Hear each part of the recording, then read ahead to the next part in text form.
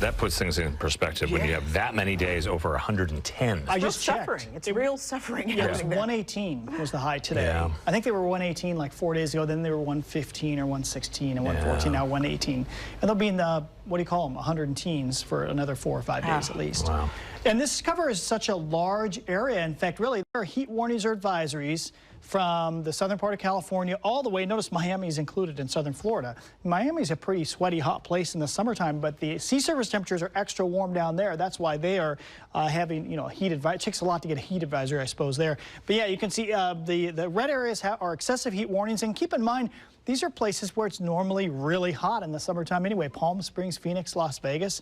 It's not like it's unusual for it to be hot, but this is extra hot. And it's just covering such a large area. It looks like it'll expand a little bit eastward as well. Let me show you kind of the big picture here and why we are so fortunate to not have this over us. The large area of high pressure, it's that large sinking area in the upper atmosphere, and it's very dry, and that air kind of moves downhill down towards the surface. So it's unusually large, and it's very persistent this year. In fact, if we look through tomorrow, Thursday, Friday, it does move a little bit westward, gets a little closer to us. That's why we're going to be up in the low 90s tomorrow, then back off to around 90. But notice it's not right over us. We'd be like 100 if it was over us. All right, then we get to Sunday and Monday, Saturday, Sunday and Monday, this coming weekend. Moves a little bit to the east. We cool off a little bit. We're right on the edge of it, but we're not in the cool, showery stuff, which is up in the Gulf of Alaska. So I wouldn't quite call it Goldilocks zone. It's a little warmer than normal here, but it's pretty darn nice compared to what they have. And notice next week it expands farther north and east into the Great Plains and the Rockies. So this isn't really going to go anywhere. And notice again, we're going to stay out of it. So that's the good news there. So what's ahead for us?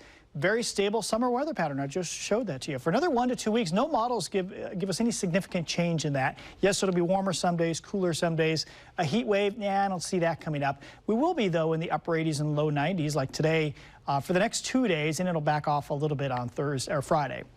Good news, there is one bit of good news out of this. Just the orientation of that upper level ridge, we're not getting that monsoon moisture that gives thunderstorms to central and eastern Oregon, so we're not getting lightning starts with fires, and I don't see that in the next 7 to 10 days, so that is good news. Any fires would probably be human caused. So 88 degrees in Portland right now. The beach is nice. Seaside, 70 degrees out there, breezy northwest wind. And Mount Hood, pretty warm as well. You're going to warm up.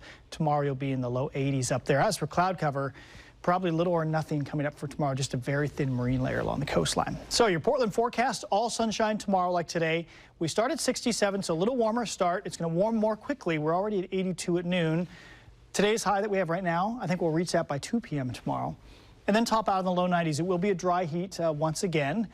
And then the 7-day forecast, boy, we are in, like I said, a stable summer weather pattern. You just see the temperature going up and down. We don't see any extremes, either cool or on the warm side. I think we'll back off. We might touch 90 Thursday. We'll see. It's just a few degrees cooler than tomorrow. Friday, Saturday, a little more cooling. We start to see maybe some morning clouds. Friday, Saturday, Sunday, Monday, more likely morning clouds. When we get morning clouds around here, we're more likely to have highs only in the low 80s. So it could be a really nice weekend coming up. We don't see any sign of rain as well. Now, we may see some fire smoke move a little farther north in Oregon in the next 24 hours or so. So we'll talk more about that and where it's coming from in the bottom half of